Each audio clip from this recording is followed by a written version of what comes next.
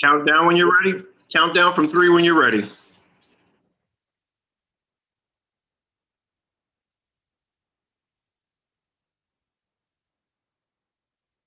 Okay.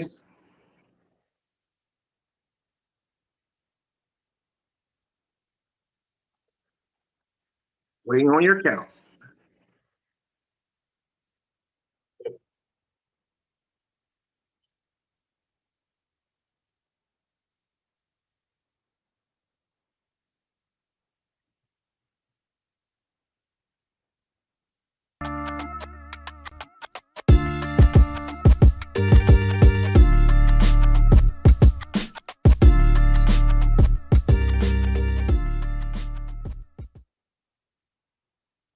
You see.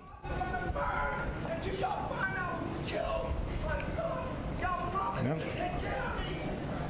That is the pain that affects our community right there, right before you. Police confirm his son was one of the victims who was killed. We're now seeing surveillance video of a white Nissan Pathfinder. We see 3 men get out heavily armed. Moments later, they get back in and the SUV races away. This is when more than 100 shots were fired. That a white Nissan Pathfinder approached the side of the entrance. 3 individuals exited that Pathfinder armed and opened fire on the... Now, that was the clip from our infamous 234th mass shooting in America. And we've just got into June. People, something is going on. And I want to dive into the psyche of what's going on in America right now, where we're having so many mass shootings. Now, of course, I like to always bring in, smarter people, brighter minds, and people who are more versed in the subject. So after this break, we're going to come back with Dr. H. Gene Wright, works with the city of Philadelphia. He is a very renowned psychologist and pathologist, and we're going to visit that in 2 minutes, 2 seconds. To small business. That's a great way to have generational wealth. If you're a minority business, you may be struggling to keep your head above water. Why? In 2019, the Black community spent $1.5 trillion because the Black dollar lifespan, 28 days Asian communities, 19 days Jewish communities, 6 hours a month in the Black communities. Major brands target the Black media, TV, and radio. That's why Blacks are brand shoppers. That's why they get a big slice of that $1 trillion pie. Your business needs exposure. You got quotes from cable networks and local radio. They charge a lot of money for a little exposure. Networking and social media is a full-time job to get part-time money. Let's look at a successful Black business model. Remember Soul Train? It was a new Black TV show that Johnson Cosmetics increased the exposure of Afro Sheen and made billions of dollars for Bobby Johnson. Where are you going to find a good show for a low price? We have a talk show called What You Got to Say. What You Got to Say is a Black-owned talk show streaming live on YouTube channels, Facebook Live. What You Got to Say has a diverse audience from 18 to 62 years old, and their gross income range from $32,000 to $122,000 a year. That exposure will get you a good slice of the $1.5 trillion. Tell us about your business. Maybe able to get on our Black-owned spotlight. In 4 weeks, your business can go from surviving to thriving. To find out how you can get what's yours, email sales@squiresignage.com. They're waiting to hear what you got to say.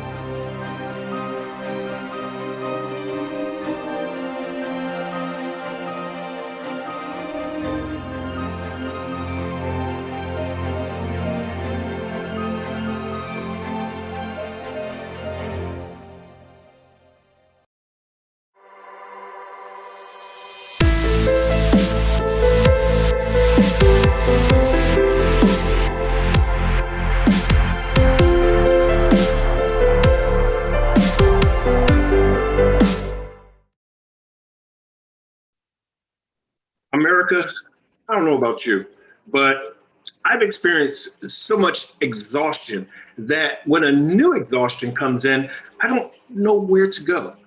My new exhaustion right now is mass shootings on an alarming rate. We're having mass shootings everywhere. And as you saw from that last video, before when you would hear mass shooter, you would think that it's some white Yahoo. No, black people are now, going into the diversity of that category.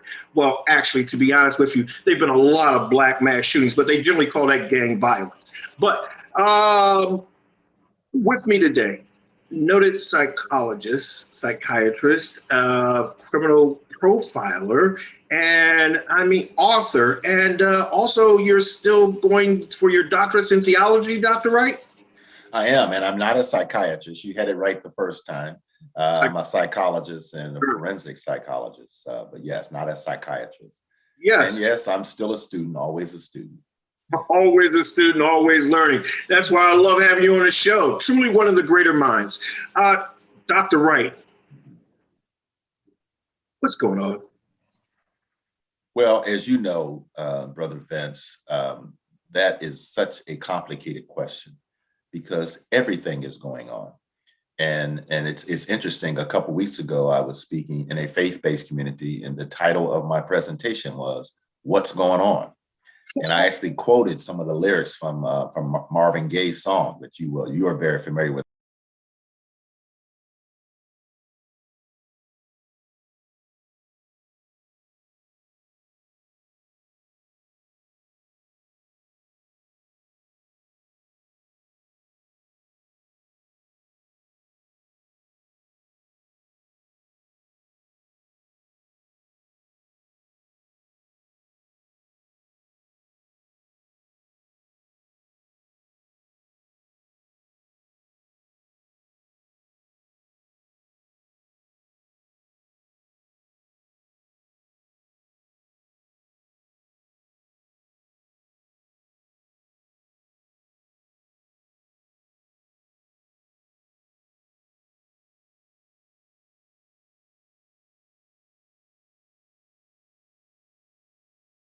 That's beyond anger. It's gone into rage. People have been damaged. They've been hurt. They've been insulted, all of those things. And instead of being able to seek out what we would call constructive mechanisms for support and healing and therapeutic intervention, any of those things, resources, many people have turned to violence. And I think it should be right here is a good point to specify that this is not a mental illness situation where people always want to say, well, when people who do those kind of heinous crimes, they must have a mental illness. No, not necessarily. That is an easy out for people to say. Many of these individuals that are killing others in the way that you described in the mass variety, they would pass any mental health exam that I would give. And so it's not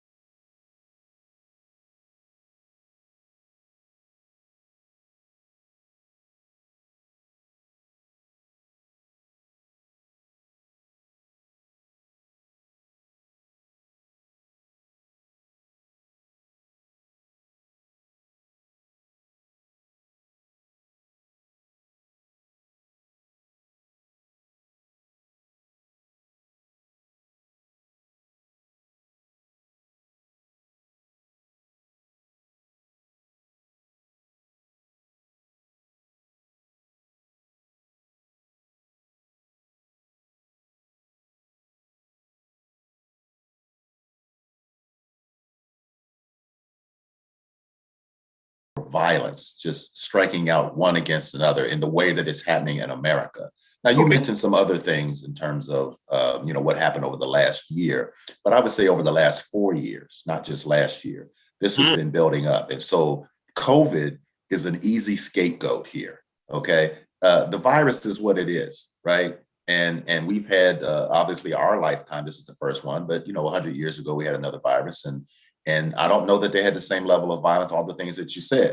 So there's something special about the last 4 years, not the last year, the last 4 years that really connect to what you've been saying, Vince, in terms of the unrest, the being overwhelmed, all that stuff.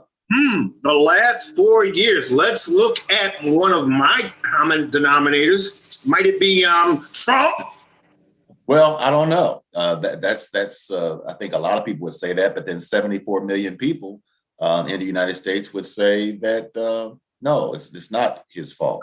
They would say that this has been a brewing in America for a long time before he came, and I think that's true. So there's something unique about America. There's something unique about America that we fall prey to this kind of thing, and our answer to everything seems to be. When I say our, I mean all of us, because this is our country. It seems to be we have a history of violence. We have. That's how we try to solve problems. That's how we try to exert power. Wait a minute. That's how our country was established. It was through that power. Oh, they came in with overwhelming weapons and took over the Native Americans. Then from that point, we glorified them with the John Wayne movies, winning, and the cavalry. And by the way, my favorite loser, like Donald Trump. Okay, but we have gotten to a situation where America believes that it is guns. It's the NRA that's backing the guns. It's the ability to not make laws and legislation to change from people having guns. We still have not changed the mindset of people owning guns. I mean, when I was in the military, we had the class on deadly fire, which basically tells you that, no, this is permanent, this is forever, this is not TV where the director says cut and the person shot gets up and goes home. This is a fatality. This is permanent. This is death. So you have a lot of level of respect before you pull that trigger. You understand what you're doing. In today's society, I don't think they have that level of intellect or wisdom involved with the gun. Well, I don't know. I certainly can't speak for their intellect. What I can say is that because of everything you let in with, and I agree with all the being overwhelmed and everything you said about that, I think instead of not having the intellect, I would suggest that what you have shared with the audience is that people don't care. I think there's a difference between intellect or lack thereof and empathy or caring. So when you are a selfish, self-centered person and life is beating you about the head, okay, and you are feeling overwhelmed and you have all the things you said, food insecurity, but let's just face it, everybody that's shooting folks ain't got food insecurity. Everybody that's shooting folks is not homeless or housing. That's putting a bad name on the homeless because they're not doing these things. These are people that, for the most part, have been disillusioned by their life. Think about what happened on January 6th, right? That was not homeless people. That was not people with mental health or mental illnesses. That was not people with food insecurities necessarily. I mean, I certainly did not interview all the people on January 6th that stormed the Capitol, but they based on their own identification and their own naming of themselves on their Facebook accounts and all that. These are blue collar, regular citizens. Some were above blue collar. Some of them were well-to-do. Some of them were police officers. Some of them were school teachers. Some of them were construction workers. So Army captains. Some of them were military. Yes. So this is not a case of lack of intellect. This is a case of lack of humanity. Yes. So we have now, okay. So let me surmise this. We've come to the point where all these things have been happening. However, COVID has given it a huge level of exposure or to our consciousness, or the things in which we chose to ignore now is in our face, and we are not coping with the problem of selfish desires, wants, and needs. And when we have those desires and we can't quite get what we want, we take it by using a gun. Well, let's before we get to the gun, let's break it down into smaller bites. Hold it. We're going to take care of them smaller bites. Let's break. Okay. With Dr. H. Gene Wright in 2 minutes, 2 seconds. To small business. That's a great way to have generational wealth. If you're a minority business, you may be struggling to keep your head above water. Why? In 2019, the Black community spent $1.5 trillion because the Black dollar lifespan, 28 days Asian communities, 19 days Jewish communities, 6 hours a month in the Black communities. Major brands target the Black media, TV, and radio. That's why Blacks are brand shoppers. That's why they get a big slice of that $1 trillion pie. Your business needs exposure. You got quotes from cable networks and local radio. They charge a lot of money for a little exposure. Networking and social media is a full-time job to get part-time money. Let's look at a successful Black business model. Remember Soul Train? It was a new Black TV show that Johnson Cosmetics increased the exposure of Afro Sheen and made billions of dollars for Bobby Johnson. Where are you gonna find a good show for a low price? We have a talk show called What You Got to Say. What You Got to Say is a Black-owned talk show streaming live on YouTube channels, Facebook Live. What You Got to Say has a diverse audience from 18 to 62 years old, and their gross income range from $32,000 to $122,000 a year. That exposure will get you a good slice of the $1.5 trillion. Tell us about your business. May be able to get on our Black-owned spotlight. In 4 weeks, your business can go from surviving to thriving. To find out how you can get what's yours, email sales@squiresignage.com. They're waiting to hear what you got to say.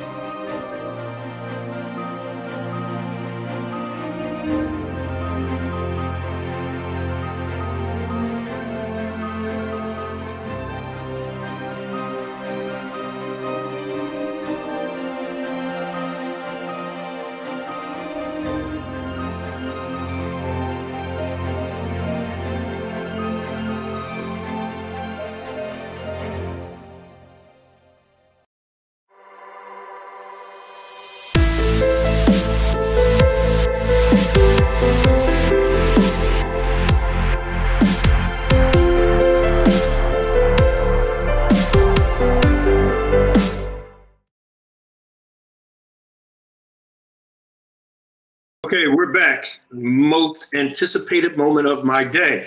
We left you with a cliffhanger. Dr. Wright was telling us about some small bites in which have been happening. Doctor? Yeah, and it's small bites because it's not the same violence that we've been talking about. But just over the last week or so, something as benign as a professional basketball game has taken center stage in America. Why? Because in 4 different instances, in 4 different arenas, one in Philly, one in New York, one in Washington, and one in Utah, 4 different, now that's as disparate across the country as you can get. There have been incidents of fan violence and or assault.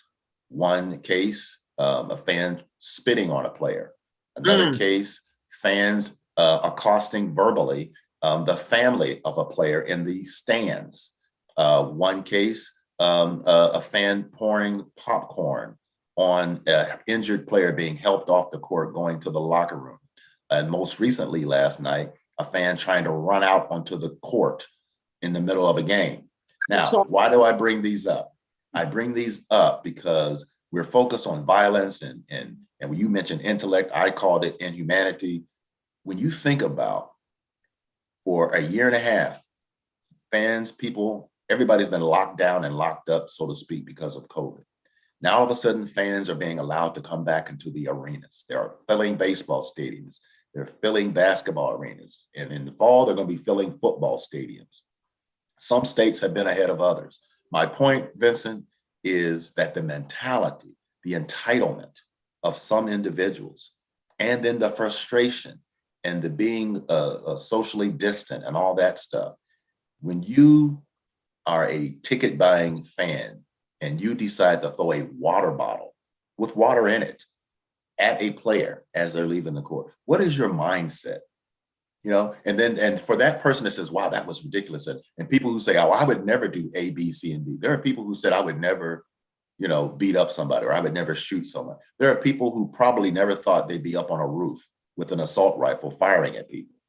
And my point of bringing this up is the human capacity to process and deal with trauma, stress, being overwhelmed, feeling discounted.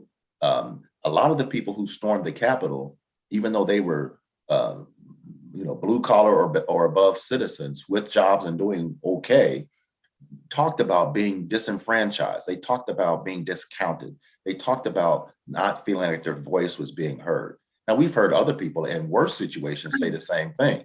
My point, Vincent, is it's not that far removed from those small bites to the big bite of picking up a weapon and harming someone.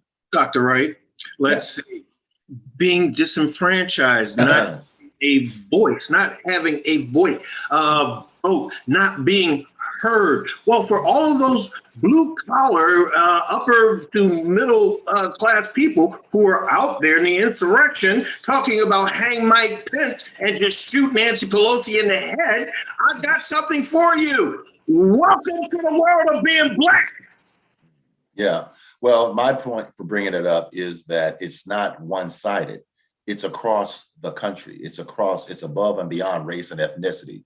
It's above socioeconomic status. What I'm telling you is, regardless of whether you're Black or white, whether you're rich or poor, there is a level of stress, trauma, and being overwhelmed that does not listen to SES, does not listen to socioeconomic status, does not care about your blue collar job or your not so blue collar job.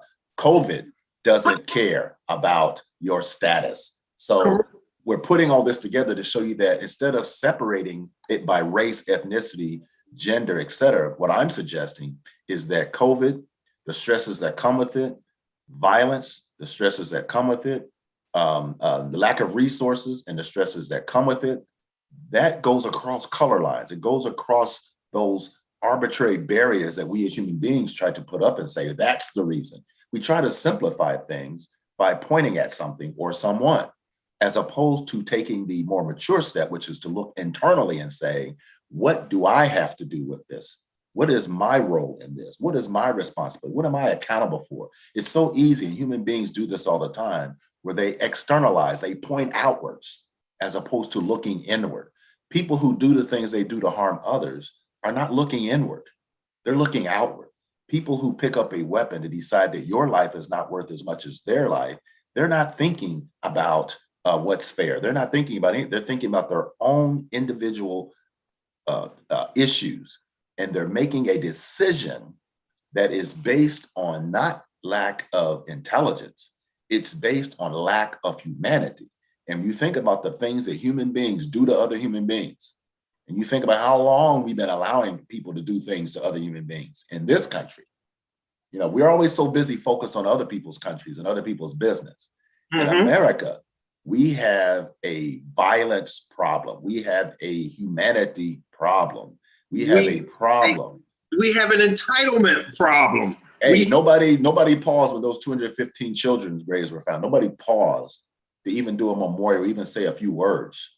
It was like another news bite, man. So when did we get to the point where we don't even pause to acknowledge 200 plus children that were dead? And what is the issue where we don't even pause to acknowledge the inhumanity.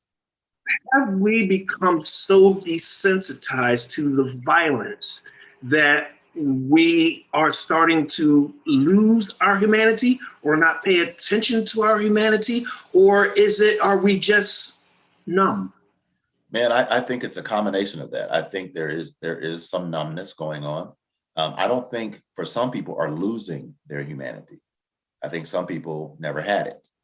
And then that's when you speak to it's like rehabilitation. That's a misnomer. You and I talked about this before. Right. You can't anything that didn't happen before.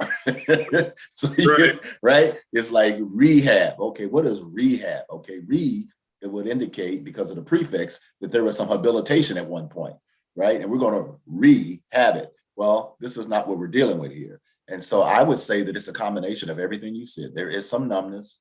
I mean, man, I'm guilty of feeling numb. I wake up some days and I can't watch CNN. I can't look at the news. I certainly can't watch Fox News, and I can't read the newspaper. Yet I can't get away from it because I got this thing in my pocket called a smartphone. And some days it's smarter than me. And it's pinging and alerting and giving me all this information that I don't want, to remind me of what's going on in the world. I'm not trying to stick my head in the sand by any means. But man, sometimes you got to turn that thing off. You got to decompress. Hey, that's it, Vince. You got to decompress, because there are people out there that are not wired the same way.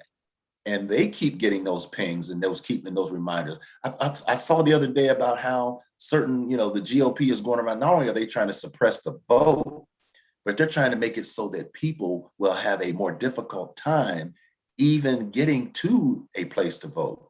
Now I'm thinking, what is the purpose for this? And who has time to be that sinister? And man, my mind, I'm going to tell you something, Vince, my mind immediately went to, what kind of world are we living in? Now, if I had stayed on that train of thought, that would have ruined my whole day, because I'd have been thinking about this terrible world I'm living in. And then that would have brought my spirit down. And then I would have thought about all the other things I'm reading about in the news. And next thing you know, I would not be the same guy that's talking to you today, because I had spent too much time looking at how the world is just out of control. Now, I'm stronger enough to move past that feeling and get back to, what? But I'm blessed. Let me do what I can to bless others, as opposed to somebody else who may go down that dark hole and come out with a weapon. So there are some people who can't go down that dark hole and come out not strong enough to deal with that dark hole right now. Deal with that dark hole, man. There's a lot of folks in the dark hole, but they're not picking up weapons. So there is something inherently different. Now, some people would say the fact that you have weapons, you're prepared to use it. That's one reason I used to tell myself, well, I don't want a gun because somebody would make me use it. When I was a young man then, and I had a little sharp temper when I was in my teens and 20s, and I was always afraid. Yeah, I know, man. I know. Yeah, but I've matured. But that was the reason I never wanted a gun, is because I thought, wow, if I'm ever in a situation where somebody confronts me or angers me enough, would I be that guy? Well, 50 years later, 40 years later, I'm past that. But when I was a young man, it was a concern for me, because I was living in a city at the time where people were getting shot left and right, just like currently what's happening in Philly and Camden and in Washington and New York and Dallas, and you name the city. So my point, Vince, is that everybody can't go down that dark hole. Some people need to shut that news off. Some people need to get out of that constant barrage of negativity. Right. And yes, COVID does play a part. But again, even before the pandemic, did we have these problems? We had these problems. Has COVID exacerbated those problems? Yeah, sure, of course. Everybody would agree. However, there are people who have never been able to process what you call that entitlement, that feeling that if it's not going my way, if it's not what I want, then I have to take it out on somebody, and yeah. And so that's the thing. So I know you wanted to get to some healing. I don't know if you want to take another break, but for me, one of the things that you hit on that is key, and that is what you talked about, the intelligence, and I mentioned the inhumanity. If we put those two things together, I think we can find our way to or toward some solutions for healing? Well, doctor, I'm a firm believer in the Trinity. Okay. The Son, the Holy Ghost. Okay. But one of my, on my master's, one of the theses that I wrote was the Trinity within us, the head, the heart, the spirit.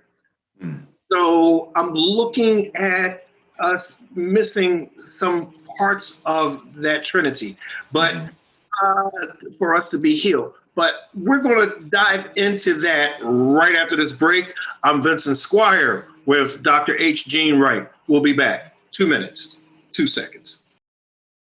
Into small business. That's a great way to have generational wealth. If you're a minority business, you may be struggling to keep your head above water. Why? In 2019, the Black community spent $1.5 trillion because the Black dollar lifespan, 28 days Asian communities, 19 days Jewish communities, 6 hours a month in the Black communities. Major brands target the Black media, TV, and radio. That's why Blacks are brand shoppers. That's why they get a big slice of that $1 trillion pie. Your business needs exposure. You got quotes from cable networks and local radio. They charge a lot of money for a little exposure. Networking and social media is a full-time job to get part-time money. Let's look at a successful Black business model. Remember Soul Train? It was a new Black TV show that Johnson Cosmetics increased the exposure of Afro Sheen and made billions of dollars for Bobby Johnson. Where are you gonna find a good show for a low price? We have a talk show called What You Got to Say. What You Got to Say is a Black-owned talk show streaming live on YouTube channels, Facebook Live. What You Got to Say has a diverse audience from 18 to 62 years old, and their gross income range from $32,000 to $122,000 a year. That exposure will get you a good slice of the $1.5 trillion. Tell us about your business. Maybe able to get on our Black-owned spotlight. In 4 weeks, your business can go from surviving to thriving. To find out how you can get what's yours, email sales@squiresignage.com. They're waiting to hear what you got to say.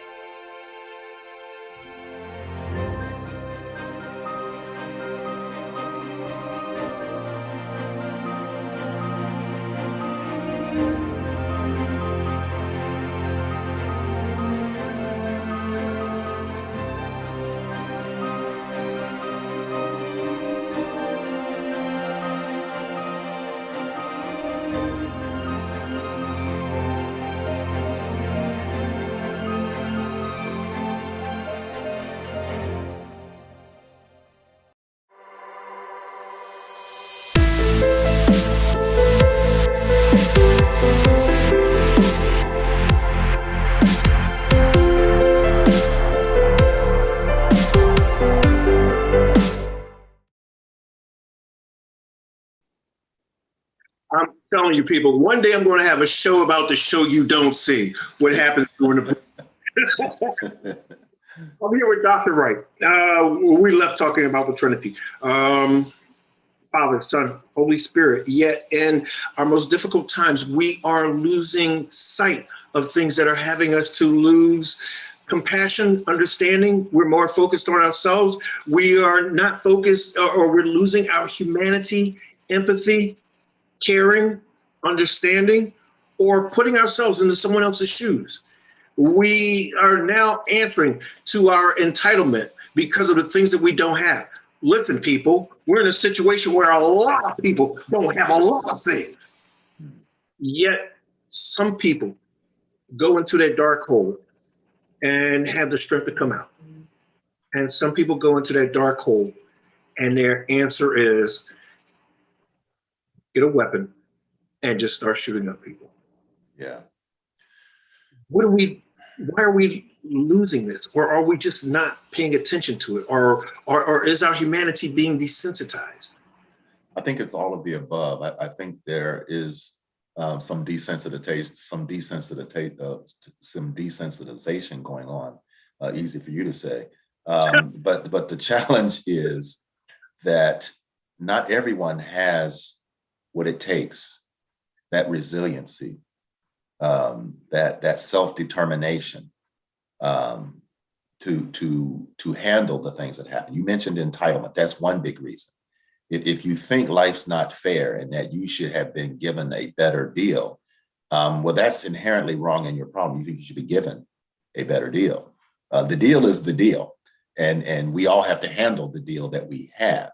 And so there are some folks who do not have the wherewithal, the intestinal fortitude to deal with adversity, and they implode. That's the internal, just boom. And then you have that group that explode.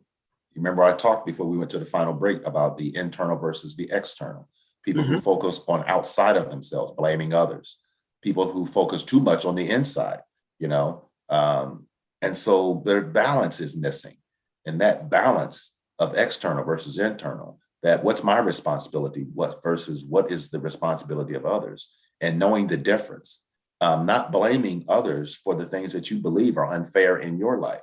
Sometimes things that have been self-inflicted wounds, I call them. And so to your point about that internal trinity, the mind and the soul and what is going on with people, that being numb. Yeah, thank you. That's the thing that I think we could focus on to get our healing back, because for some folks, they really do not see beyond their own existence. They do not see the neighbor. They do not see the other. They do not see the difficulties that others are having, and look on that with empathy. When I talk about in my book, I talk about the cure for spiritual depression is service. You and I've talked about this many times off camera. Right. That when I'm helping others, I'm less focused on my own problems. It doesn't mean my problems disappear. It means that I have a new perspective on my problem as I'm helping a brother or sister who is doing a little bit worse than I am. And there is plenty of opportunity for that during this COVID time. Yes, we're coming out of it. But during the COVID time, there were people who were dropping water off on porches and ringing doorbells. There were people who were doing the DoorDash and sending food to people. There were people who were checking on elderly who they knew they didn't have family close by. There were people doing things like that in the midst of a pandemic, in the midst of violence, in the midst of where it would be easy to focus on what most human beings are focused on, which is self-survival. That is a natural human thing, to be focused on self-survival. But there were people who rose above that. So just like there are people who have a difficult time navigating their way through the black hole, there are people who are able to serve others. There are people who are able to, if I have 2 pieces of bread, I'm gonna give Vince half of my bread, and not think another thing about it. I'm holding that bread to the next day with paper. I got you. But what I wanted to point out is that we don't paint with a broad stroke. That just like we have those people who are crumbling under the pressure, I don't want to throw them under the bus, and I don't want to throw them away, because just because their ability to cope is different than someone else's ability to cope does not make them less human. And if I say so, then I've lost my humanity, and I refuse to do so. And so even those people who are behaving in ways that I don't condone, it doesn't mean I look upon them as bad people. And there's a difference. It's like a parent who looks at the behavior of a child. You may not like the behavior, but you love the child. And so what we have to do as human beings, even if I don't know my neighbor, I can still love them. I can still respect them. I can still want what's best for them and not know them, because they're human. Right. They don't have to look like me. They don't have to have my same political views. They do not have to have what I have or do what I do for me to respect the fact that they're human. And so that's what's missing, Vince. To that lack of respect, we have the simple fact that we're saying, if you're not for me, then you're against me. Yeah, that's the mentality. You don't have the same political views as I do, then you're my enemy. Right. If you like red rather than blue, then I'm prepared to fight you or shoot you. Yeah. Yeah. Isn't that kind of like that tribalism that you see at these sporting events called fans? Yeah. Well, we all understand that the fan is a derivative of the fanatic. Right. And of course, we've all unfortunately been privy to and have at least read about fanaticism from, religiosity and those kind of things, killing other people in the name of your God, not realizing that those people have a God, right? And so, colonialism, I mean, we can go back to the beginning of time and humanity. That's why I really focused on that word humanity, is because Right. we're not seeing anything new, unfortunately. There's nothing new under the sun, right? And so that doesn't mean we shouldn't keep trying to deal with it and address it. The fact that this has been going on for millennia, that I'm talking about inhumanity to each other, does Right. not mean we do not have an opportunity, even in 2021, even today, with all the history behind humans being inhumane to other humans. And let's just throw it out there, and being inhumane to animals as well. And being, not very good ecologists, destroying our planet. This is all done by humans. So when you Right. think about the mentality of entitlement, when you think about the inhumanity, we cannot leave sight of or lose sight of the fact that there are also an ample amount of people who believe that humans are inherently good. And so that's why the focus has to be on how do we change behavior?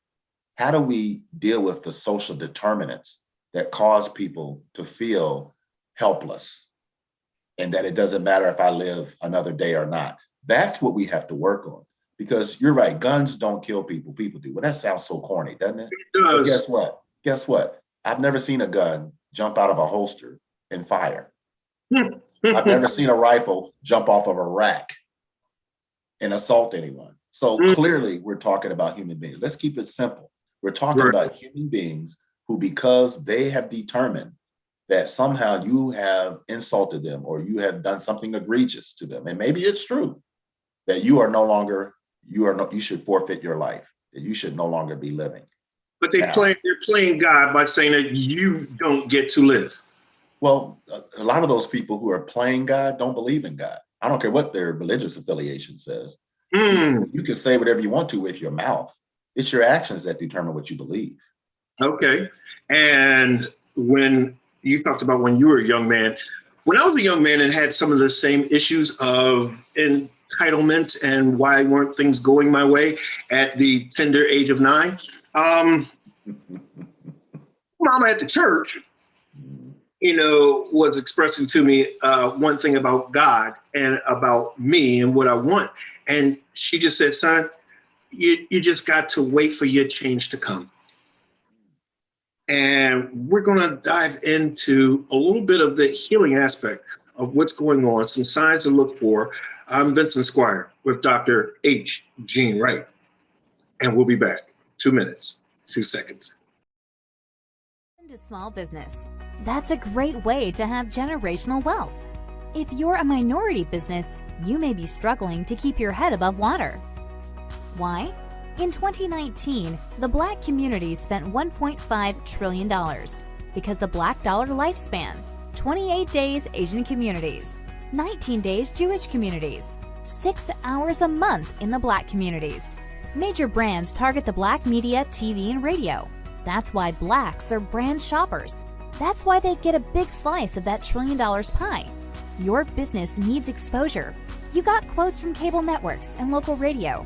They charge a lot of money for a little exposure. Networking and social media is a full-time job to get part-time money. Let's look at a successful Black business model. Remember Soul Train?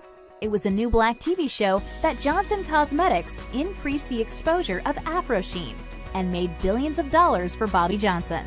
Where are you going to find a good show for a low price? We have a talk show called What You Got to Say. What You Got to Say is a Black-owned talk show streaming live on YouTube channels, Facebook Live. What You Got to Say has a diverse audience from 18 to 62 years old, and their gross income range from $32,000 to $122,000 a year. That exposure will get you a good slice of the $1.5 trillion. Tell us about your business. Maybe able to get on our Black-owned spotlight. In 4 weeks, your business can go from surviving to thriving. To find out how you can get what's yours, email sales@squiresignage.com. They're waiting to hear what you got to say.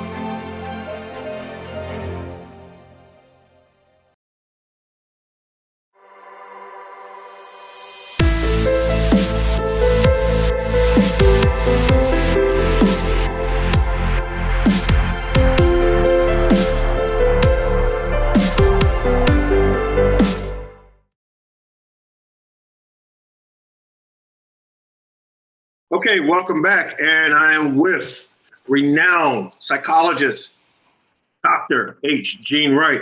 We've been talking about a lot of things in terms of our humanity and losing it and some of the results of it, the casualties of it that we've been experiencing. And it seems to have it's kind of like the gift that keeps on giving. It's like, you know, someone does a mass shooting and sends someone else into depression. We hear about it on the news, on these continual news cycles, and it feeds into a lot of people who can't, as Dr. Wright said, get into that dark hole and are not strong enough to get out. Doctor, for those people who are in that dark hole, how, for those of us who are strong enough, help them out? It's a great question, Vince. And as you were saying that, I was thinking about how human beings imitate other human beings. And that's why it's so important that as parents, we're models. As elders to young people, we're models and mentors. And so as people who have been in dark holes and got out, we can model for those who are struggling. And so just like you mentioned, folks shooting others or doing mass here or there and then following, just like I gave you example of the small bites, where one fan hears about a fan acting out at a basketball game, of all places, and then across the country, yes. And so if we can copycat the negative, can we then not copycat the positive? Can we then not show, oh, I've seen it happen, Vince. We don't see I see it happen. But let me tell you, the news, let me tell you, man, you are old enough to remember yellow journalism. Yes. You're that term. Now, young people, you have to go Google that. But back in the day, there was a term used that sold newspapers. Go Google newspapers, young people. There was once a time, there was something called a newspaper. And if you wanted that newspaper to sell, you had to have headlines. And if you wanted headlines, you had to have headlines that would catch people's attention. And generally, correct me if I'm wrong, Vince, those headlines were negative. It was sensational. It was to get you to read the article. Well, now we do that in sound bites. Now we do it in teasers, trailers. We do it all kind of different ways to get your attention. But one thing that hasn't changed is the negative sales. Negative sales.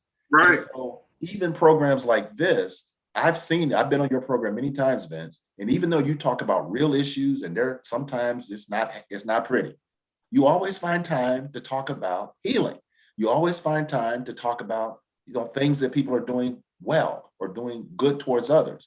And so we cannot allow ourselves to become overwhelmed with the negative. Is it out there? Absolutely. Are people copycatting? Yes. And guess what? I am also witness to people doing a good deed and then somebody paying it forward. I've seen it happen. Now, they may not have a camera in front of them. It may not be a selfie. People may not be posting it on TikTok or Facebook or any other social media, but it's happening. So maybe we need to be a little more intentional about capturing the good in people. Maybe we need to be a little more intentional about being that good in people that we want other people to be. In other words, just like I can't point outside of myself about the negative, I also can't point outside of myself and wish for positive. No, I have control over the square I'm on. Right. I'm going to do something positive. And I'm going to do it not because I'm looking for a camera. I'm going to do it because it's the right thing to do. And guess what? That individual, when they want to thank me, because there's something called reciprocity that human beings also feel. When you do something kind for someone, it is almost an inherent feeling that they want to repay you. They want to do something besides say thank you. If they have anything, they want to give it to you. If they don't have anything, they want to do a favor. They want to work for you. They want to do something.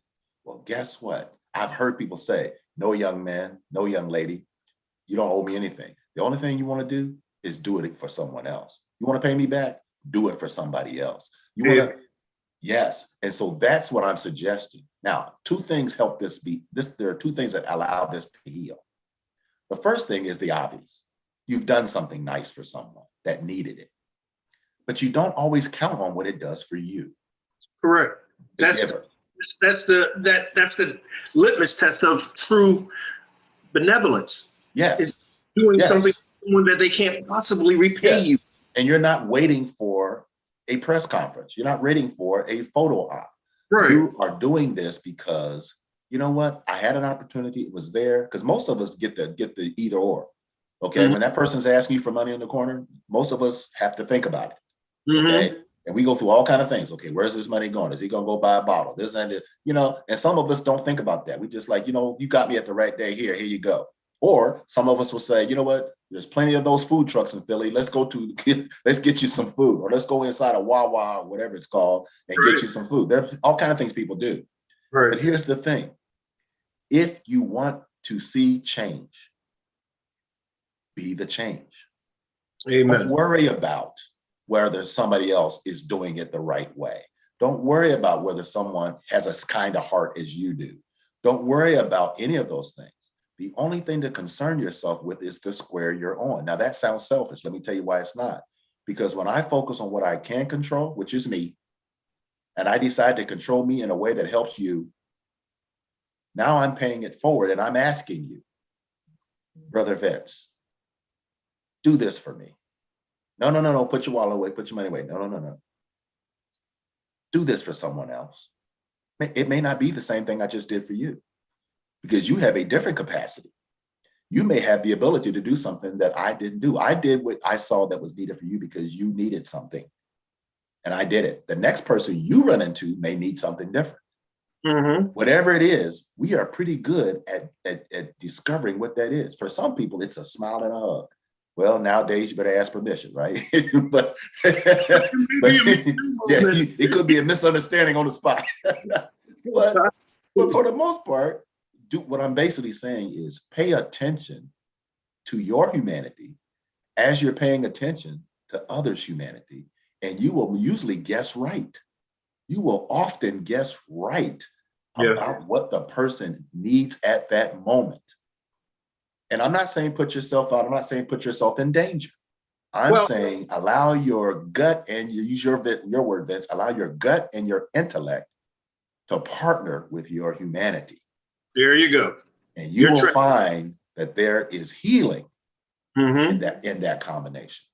Dr. Wright, sorry, but we've got to move on to another segment. But I want to give people an opportunity to, if they haven't read your book, it's shame on them. Shame on them if they haven't read it. On them, especially watching this show. But you let them know where they can find your book. Absolutely. You can go to my website, drhjean.com. That's spelled Jean with an H in front of it. drhjean, Jean.com. Or you can go to amazon.com. If you go to drhjean.com, the money comes to me. If you go to Amazon, I split it with Amazon. So you have a choice. I just want them to have the book, but I'm letting them know the difference. The difference. But you can certainly go to Amazon, and you can certainly go to my website, drhjean.com. Find strength in your struggle is the name of the book. Yes. The painstaking ability to strive during the midst of turmoil. I love the book. It's been a great inspiration and a lot of references that, I go. But one of the things in closing, that what you said in paying it forward is one of my favorite scriptures. Jesus Christ said, be good to one another, be kind to one another. It is by this that people will know that you are my disciples. If you love one another as I have loved you, pay the love that I've given you forward. Amen. I'm Vince Esquire with Dr. Gene Wright. Coming up next, we're going to talk about some voter suppression and some gerrymandering with two African-American former mayors in our country. We'll be right back in 2 minutes, 2 seconds. To small business. That's a great way to have generational wealth. If you're a minority business, you may be struggling to keep your head above water. Why?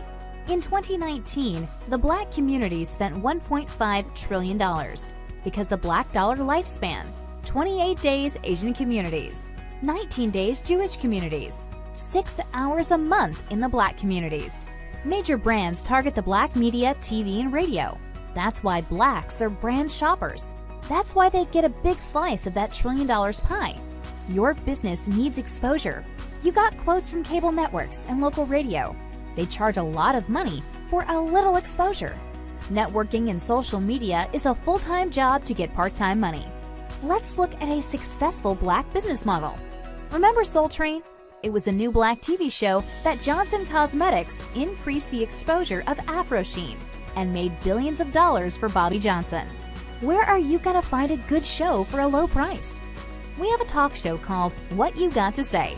What You Got to Say is a Black-owned talk show streaming live on YouTube channels, Facebook Live. What You Got to Say has a diverse audience from 18 to 62 years old, and their gross income range from $32,000 to $122,000 a year. That exposure will get you a good slice of the $1.5 trillion. Tell us about your business. May be able to get on our Black-owned spotlight. In 4 weeks, your business can go from surviving to thriving. To find out how you can get what's yours, email sales@squiresignage.com. They're waiting to hear what you got to say.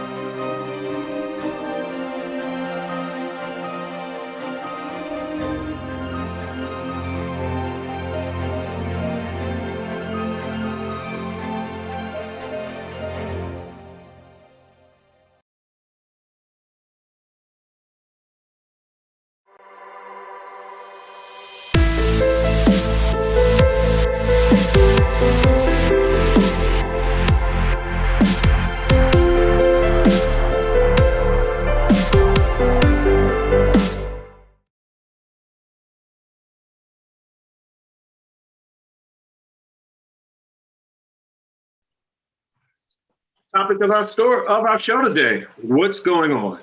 First, we talked about the mass shootings and what's going on with Dr. H. Gene Wright. Now, let's look at the goal of the Republican Party. The Republican Party right now wants to change or actually wants to hedge their bets against the 2022 midterms. We're already at a 51-50 in terms of our Senate.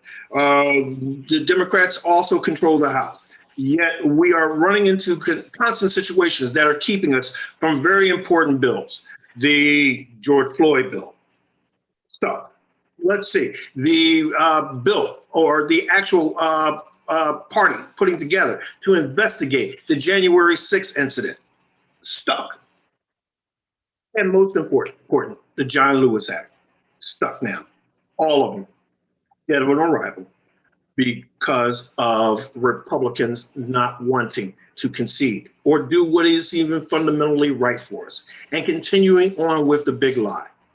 My next guest is, I have to tell you how much it is an honor to interview people that you admire. He is the first African-American mayor in the city of Philadelphia. Please welcome Dr.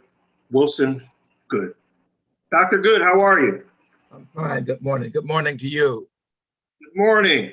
Now, political strategy, jury rigging, gerrymandering, changing the narrative is something that you're all too familiar with. I am very familiar with it, not only from my term as mayor of the city and working in government and politics for 30 years, but I'm very familiar with it from having grown up in the South and watched my parents not being able to vote until they moved from the South to Philadelphia, was not even allowed to vote because they had to pay poll tax and because they had to recite the Constitution, the preamble to the Constitution, and my father could not read at a high grade level. My mother finished 8th grade, and so that was very challenging to them. So I'm very familiar with the kind of techniques used by the parties at that time. And at that time, it really was, I think, the Democratic Party in the South that was preventing African Americans from voting. And it has been something that I've been challenged by all my life, and that I was pleased to be able to work hard to overcome it in Philadelphia. Well, Dr. Goode, I mean, the Dixiecrats then were, I guess, subtle in their techniques and their tactics. But now that it switched over from us fighting with, or African Americans fighting with the Dixiecrats, it has now gotten to the point of us fighting with the Republicans, especially Republicans with the Trump backing and base, and especially with the big lie. But also, Dr. Goode, I'd also like to introduce another guest, former mayor, Richard, who's been on our show many times, Richard Thomas. Richard Thomas, Dr. Wilson Goode, first African-American mayor of Philadelphia. Hello, Mayor. Mayor, how are you? Doing well. Holding on like a vice grip. Good, good. Don't give up. Don't let go. Never, ever. Okay, so changing the narrative for Republican rule 2022. Both of you have experienced some political dirty tricks, right? Yeah. Especially you, Dr. Goode, in your second term. I mean, talk about voter suppression. I mean, they've even rigged some machines and took some machines out of the voting places where when on your second term, Dr. Goode, and I mean, and Mayor Thomas, to the point where they have 300 signatures needed. They've now discounted like what, 800 of them? Yep. Out of the 1,000 plus that you've given them? I mean, yep. Why is there such a huge determination from power for politicians who want to actually help the people? There are people who believe that by the color of their skin, they have an absolute right to govern and to be in control. And they will do everything they can do to take away control from those who are African American and those who are progressive and liberals in their thinking. I remember my second election, my opponent, although I had beaten him by something like 31,000 votes. Yeah. 31,000, Frank Rizzo, 31,000 votes, he refused to concede and asked for a recount. And so I gladly gave him a recount because I said to my supporters, every machine they open, I'm going to get more votes.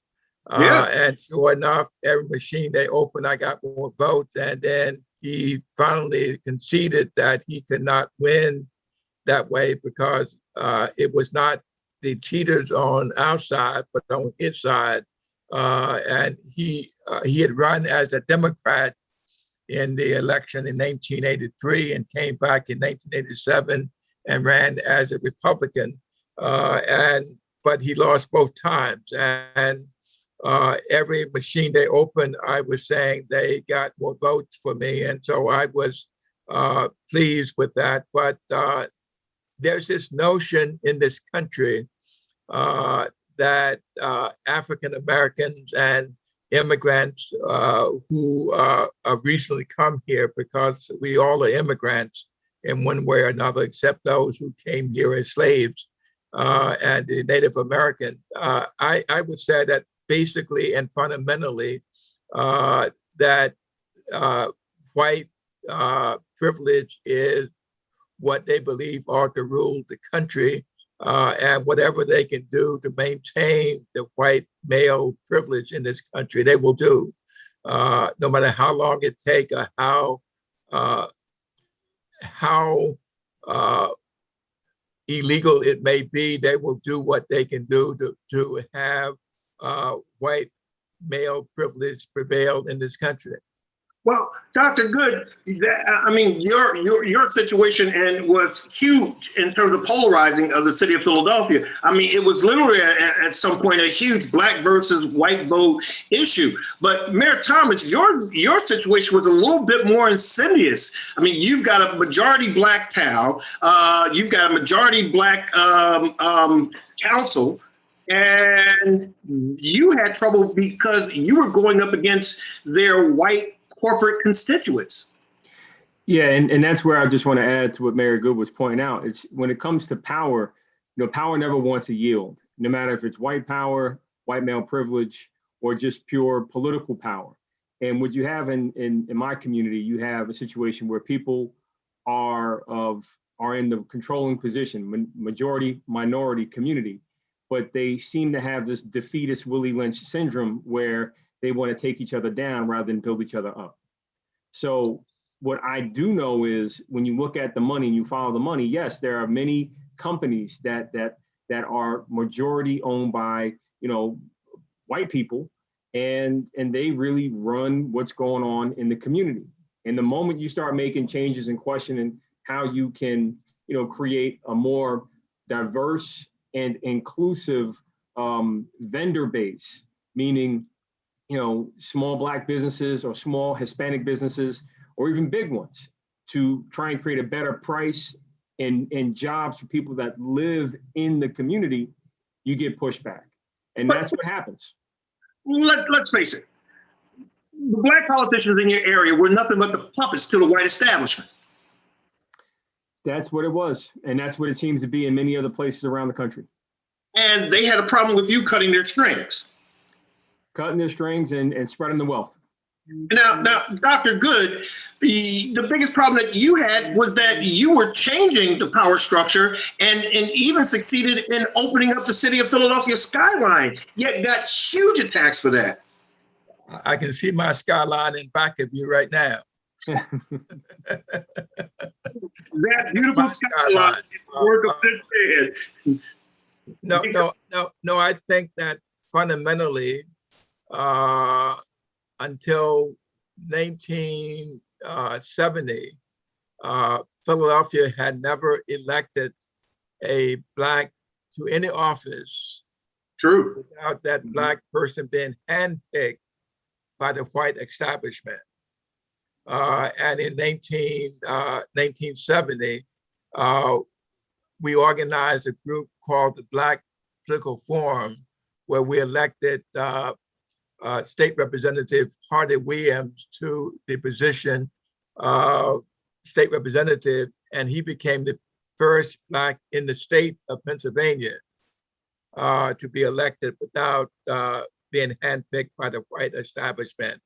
And from that point until I won 13 years later, we just took that scenario that we had created and ran African American against white and against other Blacks who were not supportive of the Black agenda. And we won all of them up until 1983 when I was elected mayor. And of course, I ran against the party in 1983 and was able to defeat the party in 1983 and in both in the primary election of that year against Frank Rizzo, who was a two-term mayor and police commissioner.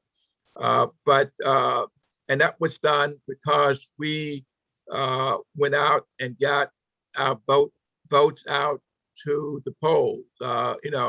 It's all about the numbers. It's all about arithmetic. It's all about adding and all about getting your people out. And people had not been accustomed to coming out and voting in large numbers. The first time I ran, we had people voting until midnight. That's how long the lines were in terms of voting. They were, and so it's important, I think, to remember that what whites want in this country is to maintain political control and business control and economic control and all the control they have, and many of them still believe that those with Black faces should still be in slavery. And I mean that sincerely. There's some who don't feel that way, but that's the way they feel. And that's the way I function when I'm around people who I know don't want me to be where I am. And therefore, we just keep pushing and pushing hard. Well, Dr. Good, we're going to come back. We're going to take a break. We're going to come back and talk about the power system, why they want to remain, and what it means to Black America, both on the national and local basis. Now, I'm here with Dr. Wilson Good and Mayor Richard Thomas. The first time we've had two African-American mayors on this show. Thank you, gentlemen, for the honor. Now, we'll be back. We're going to dive into this in 2 minutes, 2 seconds. To small business. That's a great way to have generational wealth. If you're a minority business, you may be struggling to keep your head above water. Why?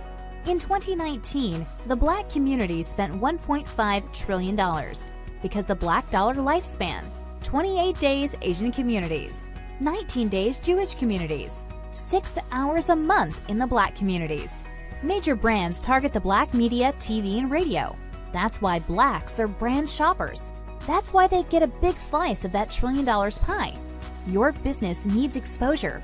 You got quotes from cable networks and local radio. They charge a lot of money for a little exposure. Networking and social media is a full-time job to get part-time money. Let's look at a successful Black business model. Remember Soul Train? It was a new Black TV show that Johnson Cosmetics increased the exposure of Afro Sheen and made billions of dollars for Bobby Johnson. Where are you gonna find a good show for a low price? We have a talk show called What You Got to Say. What You Got to Say is a Black-owned talk show streaming live on YouTube channels, Facebook Live. What You Got to Say has a diverse audience from 18 to 62 years old, and their gross income range from $32,000 to $122,000 a year. That exposure will get you a good slice of the $1.5 trillion. Tell us about your business. Maybe able to get on our Black-owned spotlight. In 4 weeks, your business can go from surviving to thriving. To find out how you can get what's yours, email sales@squiresignage.com. They're waiting to hear what you got to say.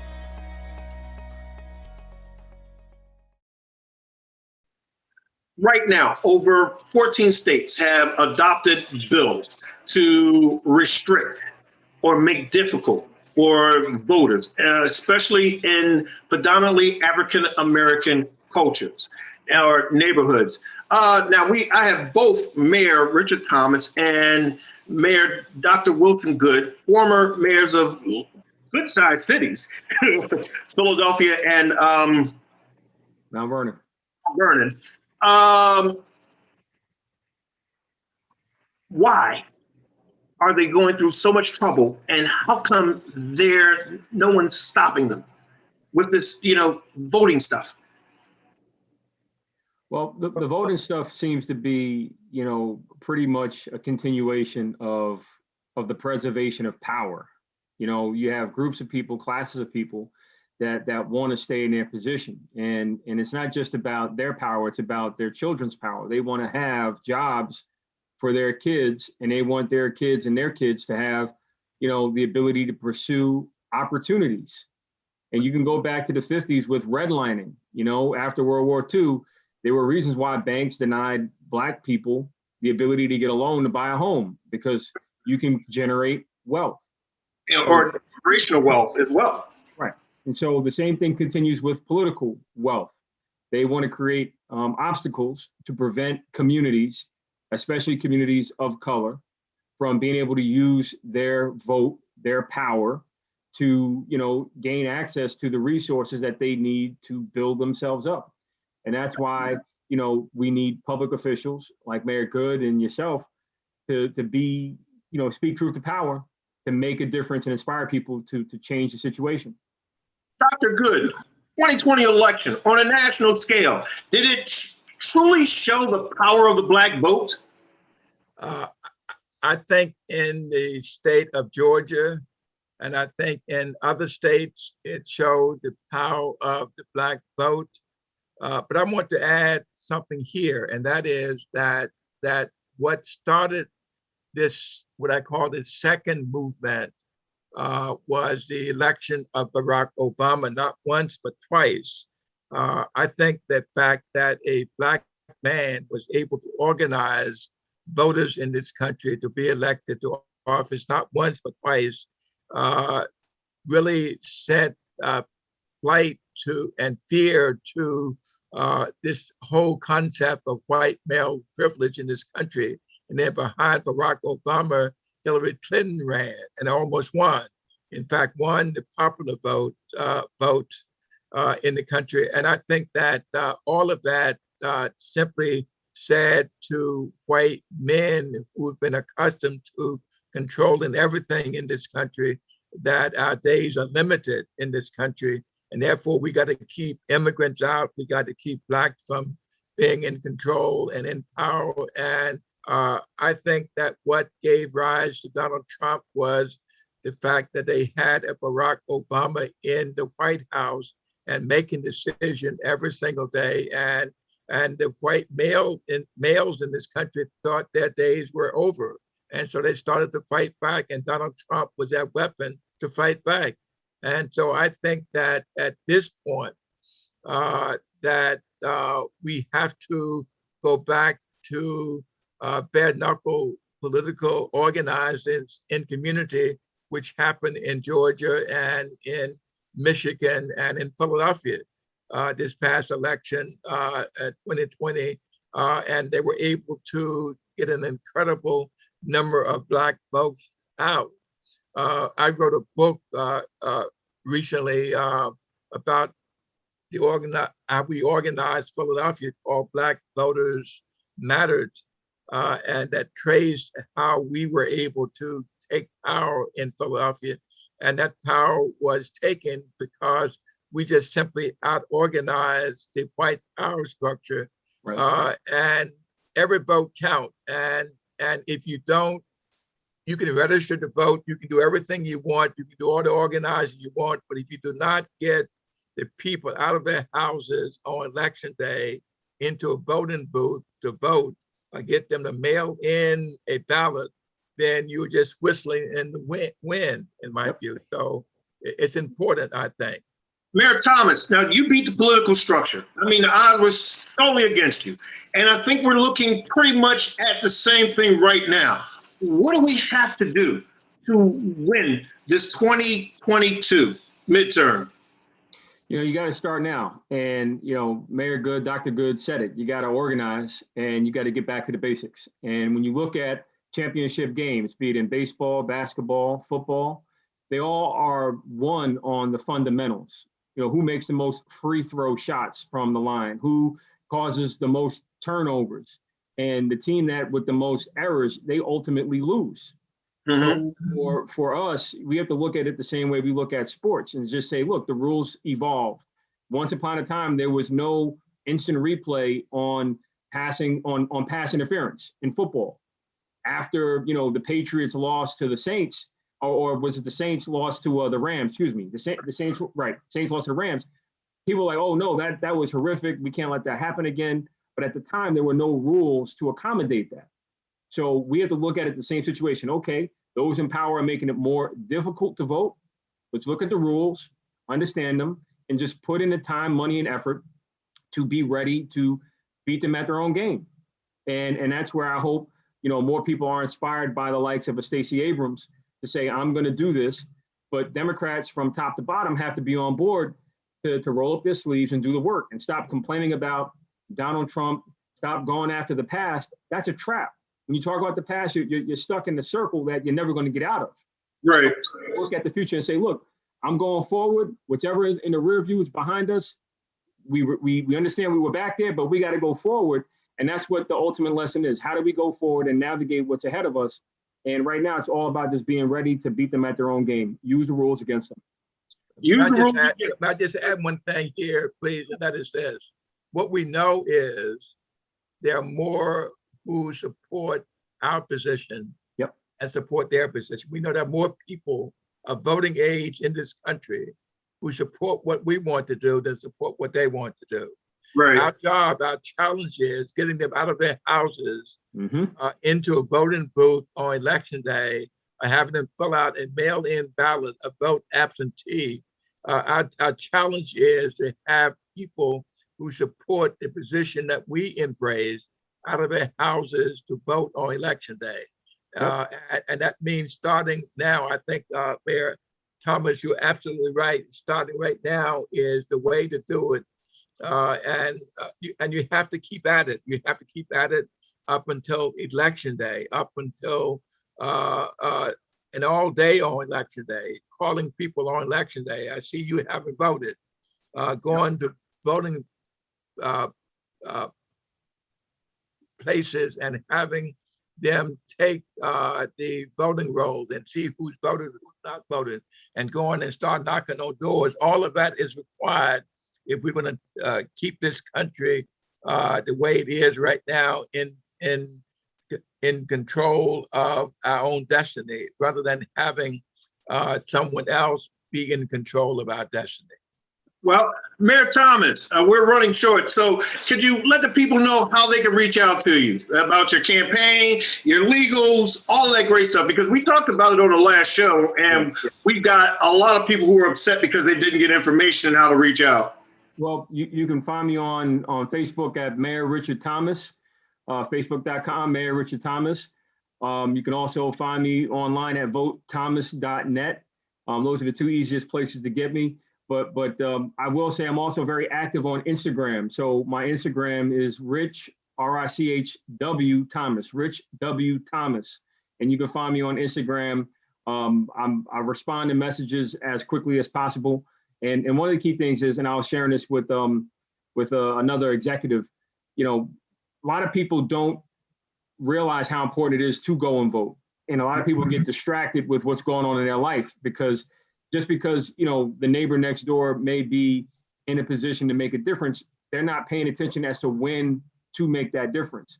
So as Dr. Good was saying, we really have to get people committed and motivated to go out and advocate for the changes. And as slow as it seems, these school board elections, those school boards determine whether our kids eat hot dogs or get a better nutritious meal. The library trustees will determine whether or not our children can have access to the best technology to reinforce what they learn in the schools or not. Or our children learn critical race theory. There you go. And the same thing goes all the way up from council to the county level to the state level. We have to make sure that every step of the way, every chance there is to make a positive difference, we make it. And we have to just have people like us committed to continuing to advocate to people, to inspire them to go vote and make sure they don't waste their opportunity to make a change. Dr. Good, how can people reach out and get your book? They can reach out by email to Wilson Senior, all lowercase, @gmail.com. That's Wilson Good with an E, SR@gmail.com. That's the best way to reach out to me. Well, first of all, I want to thank both of you. It was an honor to have two mayors on my show. The information that you've given you're both a wealth of information, and I'm looking at it from both perspectives, but yet both saying the same thing. I want to quote something that I learned as a young man. It was Malcolm X. Any means necessary. If you are not liking the world in which the Republicans are directing us, then by any means necessary, get out and vote. I don't care if they change the rules. I don't care if you have to stay out all night. By any means necessary. We've seen the power of the black vote. When we come out, we make changes. When we come out, we change our situations. When we come out, we change our neighborhoods. We change our world. And it's time that we stop sitting back complaining about it and get out and do something about it. So by any means necessary, get out there and vote for the right candidate. And if your town, if your state are doing anything that's changing the voting rules, then organize against them. Get candidates out there that are going to do what we need. I'm Vincent Squire, and we're going to come back and see what a young white child told her parent using critical race theory. Now, I want to thank you, Mayor Thomas. Thank you, Mayor Good. It's been a pleasure to have both of you. God bless you. We'll be back. 2 minutes, 2 seconds. To small business. That's a great way to have generational wealth. If you're a minority business, you may be struggling to keep your head above water. Why? In 2019, the Black community spent $1.5 trillion because the Black dollar lifespan, 28 days Asian communities, 19 days Jewish communities, 6 hours a month in the Black communities. Major brands target the Black media, TV, and radio. That's why Blacks are brand shoppers. That's why they get a big slice of that $1 trillion pie. Your business needs exposure. You got quotes from cable networks and local radio. They charge a lot of money for a little exposure. Networking and social media is a full-time job to get part-time money. Let's look at a successful Black business model. Remember Soul Train? It was a new Black TV show that Johnson Cosmetics increased the exposure of Afro Sheen and made billions of dollars for Bobby Johnson. Where are you going to find a good show for a low price? We have a talk show called What You Got to Say. What You Got to Say is a Black-owned talk show streaming live on YouTube channels, Facebook Live. What You Got to Say has a diverse audience from 18 to 62 years old, and their gross income range from $32,000 to $122,000 a year. That exposure will get you a good slice of the $1.5 trillion. Tell us about your business. May be able to get on our Black-owned spotlight.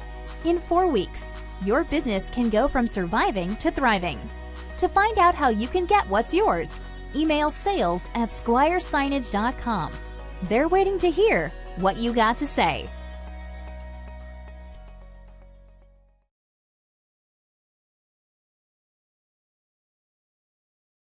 You opened a small business. That's a great way.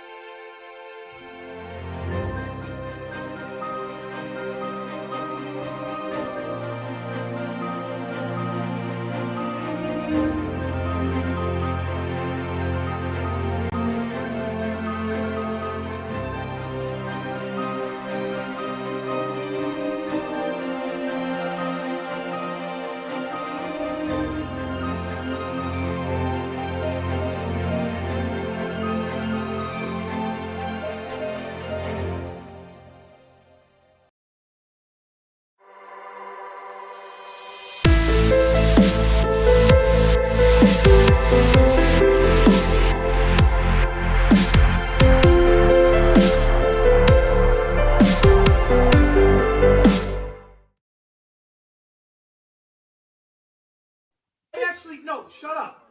No. Can you shut your mouth for a minute? No. Because I actually work in the ghetto. I see the people. Do you know why they're in that Physically go and position? I see these people. Do you understand the systematic They and get all historical kinds reason of for why they're chances in that and position? They don't care. All they want to do is be ghetto. No. Yes, there's some that don't, and there's good people. And then No. most of them just want to suck off the system or do something bad like drugs or gangs. And that's all they They care have about. been oppressed. They have It not been doesn't given matter. the They same get the opportunities chances. you have Yes, had. they do, and there's plenty of black people. No, they There's don't, plenty of- Dad. there's plenty of And you not minorities. recognizing that as an issue is the reason why it's still continuing today. I see them all over. There's all kinds of successful people that are of color. It doesn't matter what color, brown, white. But it's a lot orange, harder for yellow. them to get to that It doesn't position. matter. When they do, they're fine. But there's always filthy animals. And that You're is- calling people of color black No. animals. You're calling them animals. you didn't let Are me you finish. kidding me? You didn't let me finish. That's not okay. talking about the No, children no part, matter what, too. that's not okay. No matter what, it's It not is okay. okay. Racism is not okay. Why do you think that racism is okay? That's mine. Haley, I'm gonna look at. No, I'm looking at That's statistics my right medal. now. I gotta get a necklace. Your statistics they can be warped. Statistics can be warped. You want me to show you videos? So why are my? Do you want me to show you videos of cops? I will do it. Is statistics wrong? Because they can be warped. I'm not giving statistics right now. They can be warped. Personal experiences can't. No, because this is actually putting it into play. When you. Do I need to show you a bunch of videos of cops attacking protesters? Peaceful protesters. Listen to this. This is the number. You mean I'm informed and educated? You're not though. Yes, I am. You're one-sided in form. Mom, I was watching political stuff and you said to turn that off because you don't want to hear about it. That means that I am educated on it and you are not. I'm sick of hearing it. The fact that you can have that ignorance for the majority is bliss. Okay, so- Ignorance for the minority So I'm is looking at statistics destruction. that are wrong. This is just pure wrong information out there. Just give me the statistic. In 2017, 457 white people were shot to death by the police in the United States. Okay. 223 were black. 76% of the population is white. 13% is black. I If get that. If they were being killed at the exact same rate by police officers, the rate of black people being killed would be 8.9. But it's not. It's 24%. The rate of white people being killed should be about where it is. So they're being killed at a higher rate. There's more white people, meaning that the amount of people killed by cops who are white would be higher. The reaction of the person. I'm not saying Because it's, they're I'm tired. not saying it's They're tired right. of being treated I'm that not way. saying it's right. Good. But if they started teaching them that this is the world that we live in, you don't want to be killed. Why do you think your friend's father taught him that? Because He so that does- his that he- black son doesn't end up dead like Tamir Rice. Because he doesn't want him to grow up with a chip on his shoulder that He doesn't no want police his black son to end up dead. Exactly. That's not okay. Why do you think that's okay? Because Why is it something that you're okay with? Why is that I'm a not- reality that who's you're okay saying with? I'm okay with it. But you are. No, I'm not. I'm So saying, stand against it. So stand against it. If you're not okay with it, so You stand wanna know against when I'll it. stand against it? When the black people in the ghetto stop carrying an illegal weapon. When the black people in the ghetto stop murdering each other. I'll start caring about cops when they stop killing black people. I'll start caring about black people when they stop killing cops. You can go back and forth forever, Haley. Incredible. Now, that is why they are fighting so hard not to have No, shut up. critical race theory Because I actually work in the ghetto. in I see our these school. people. Do you know why they're in that position? What we've just experienced was an example of what happens when our children learn critical race theory. You saw it. I mean, listen, I'm not an advocate for children, mouthing off at parents, but I really love that girl. Concise, persistent, not overly emotional, yet straight to the point and direct with her parents, even to the point of quoting the imbalance in the statistics of saying that there are more whites being killed by police than there are blacks. And she basically stated at 13% of the population, and they are roughly 43% under white people. That means that if you base it per capita per black based on the population, it would be roughly 78%. Go figure that. Critical race theory is the study and understanding that race has a huge importance in people of color, how they talk, how they interact, how they exchange, how they've gained wealth or an income, and even how they've gained an education. The simple fact of that stigma plays into the mind of people, and people can be prejudiced and not be racist. And you looked at both her father, who was racist, who said that they're animals, and her mother, who was prejudiced, who just has a preconceived and uninformed thought of people of color. That's what critical race theory teaches our children.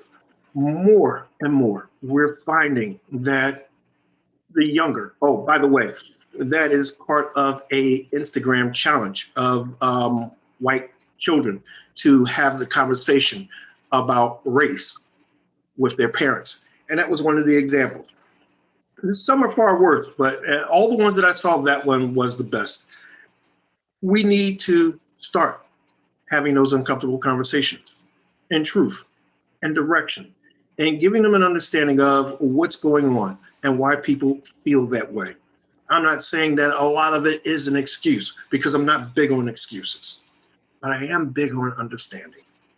If I can understand the pain that my brother's in, it's easier for me to help him. And one of the things that we talked about with the mayors and even Dr. Wright, the exchange of power is difficult because people can't understand why another group of people don't want to continue to be oppressed. The biggest, most hurtful and shameful day in my life is doing what that young lady said her friend's father did with him. Here's a black man trying to explain to his black son the world that we live in and how unfair it is, and how you have to act over and above any of your friends because of your color in dealing with police. Because we as parents want our children to come home. The reason I found great shame in giving that conversation to my son is because when I became of age, it was the same conversation that my father gave me. And he said that it was the same conversation that his father gave him. 4 generations of men now understanding that because of the color of our skin, we have to act differently. We have to move differently. Where we live in a country based upon freedom, yet we don't have the freedom to do or to be. Or even when we do, as we found out with the elections, even when we do win, they find a way to make laws to change the goalpost. Critical race theory is very important to the growth of our society and our country. When I learned how to do counseling for drug addiction in prison, one of the first rules or steps in NAAA is first admit that you have a problem. Critical race theory is the ability to get people to admit that you have a problem.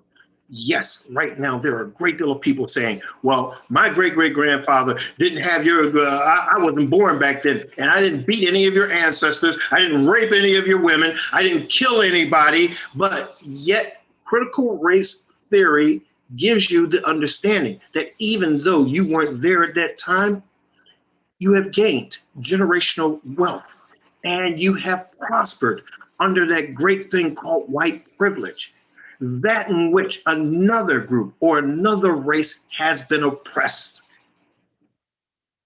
Critical race theory gives us the understanding that there is no such thing as zero-sum game. It's just a simple theory of let us start on a level playing field. Let me be judged by the content of my character.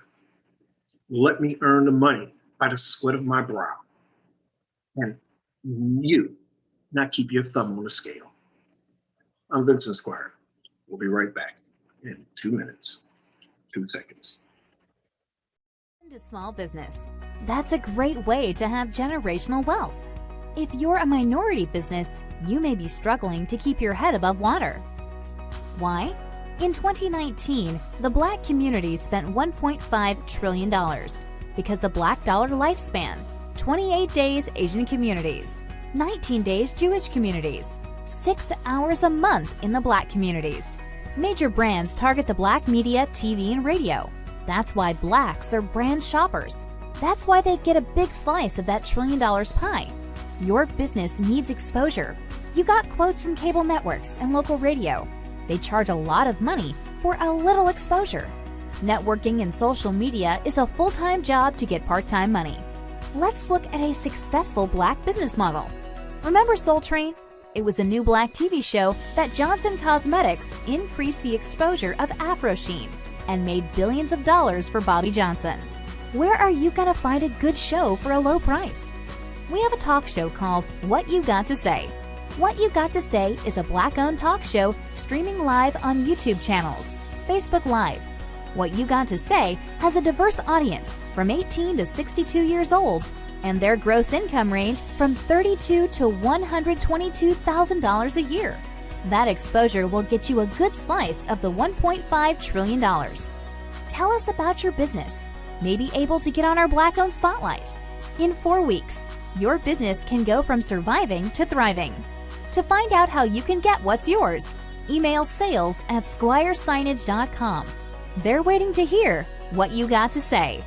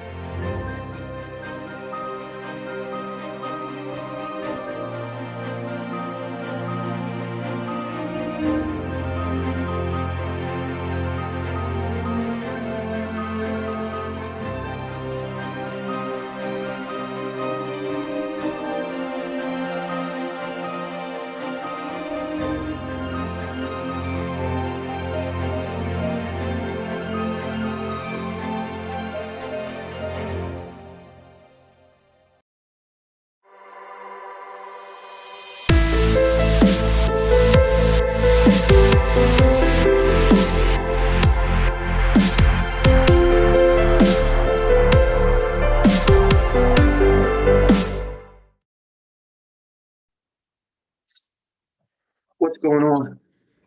People, what's going on? I know, like a lot of you, just completely exhausted. And sometimes it's good to turn off that television, as Dr. Wright said. Sometimes it's good to just take a deep breath. And in taking a deep breath, remember, exhale. We've got a lot to unpack. We've got a lot to make changes of. And every time that we see something, we get overwhelmed by something else.